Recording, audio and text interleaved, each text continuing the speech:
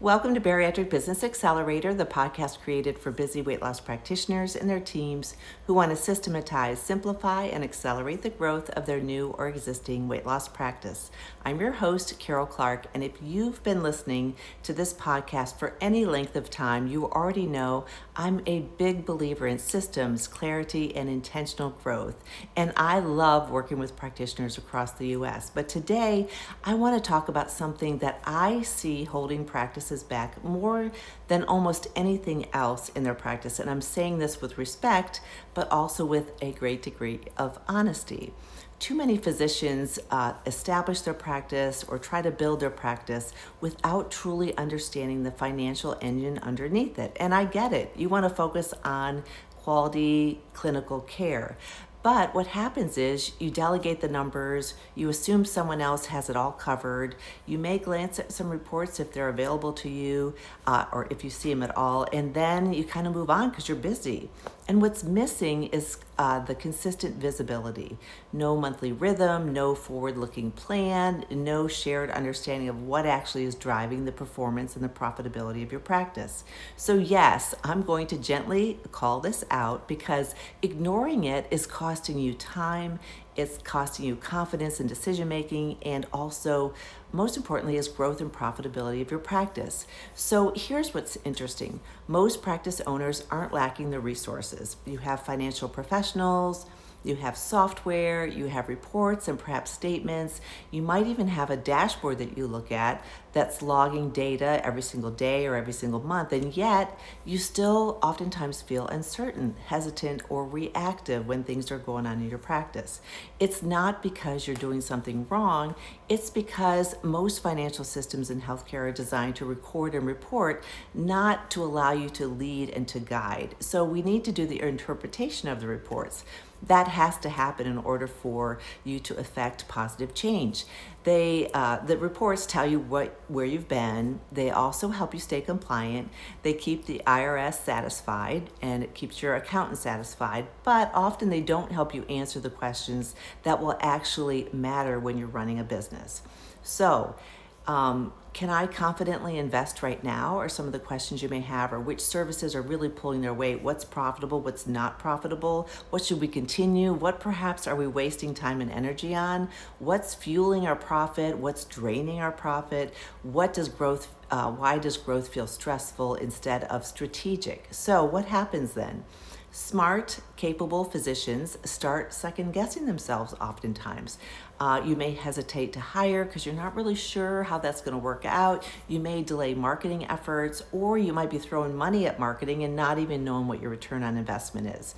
You often feel like you should understand this better, and you quietly oftentimes blame yourself.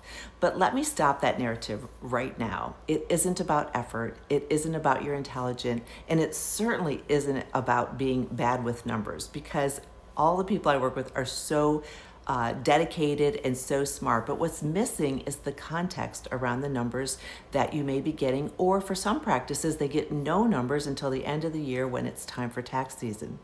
Financial clarity doesn't come from more data. It comes from seeing the data through the lens of leadership. What's best for your practice? It means simple, recurring financial conversations. So you take the report and then it requires interpretation and a conversation. It means tracking a small set of meaningful KPIs that connect directly to the behavior of your team and the outcomes of your practice. It means involving your team so that they understand how their actions actually affect the bottom line and what your goals are. And it also means, as I said, looking forward, not just backwards. So decisions feel grounded instead of risky. And when that shift happens, everything changes. I have said this before, but I've had practitioners say, I feel like I have fresh air in my lungs. Decisions get easier, confidence increases, growth becomes intentional instead of exhausting. And all of these things are so important so that you can actually focus on what matters most to you, and that's your patient care. And more importantly, you will stop running your practice on hope and start running it on clarity. So if you're listening to this and thinking, I know my practice could be stronger, but the financial side just seems kind of murky or not really clear to me, I want you to hear this very clearly. And you don't need more tools. you don't necessarily need more reports, or if you're not getting reports, then maybe you do. You need a better framework and a better way to interpret your reports and make decisions moving forward. And that's exactly what I help practices do. And you may have, if you have someone who's already advising you, I love that because it does take a confident CPA to help you with that and some business planning. But oftentimes it's just a matter of cutting through some of that murkiness and getting a clear picture of where you are, where you want to go, and what's the best path forward. What things do you need to stop doing, and what do you need to do more of, and what new things might you need to do? So if you want to move out of a financial fog and into a more confident, data-driven leadership, I invite you to schedule a discovery call with me. There's a link below, and we can look at where you're at, what's missing, and what clarity could look like for your practice without being overwhelming. The link is below, so if you want to schedule a call, it's just a complimentary thing, no pressure. We just go through what's going on in your practice, and I oftentimes give some advice that might just be enough, and you can go from there.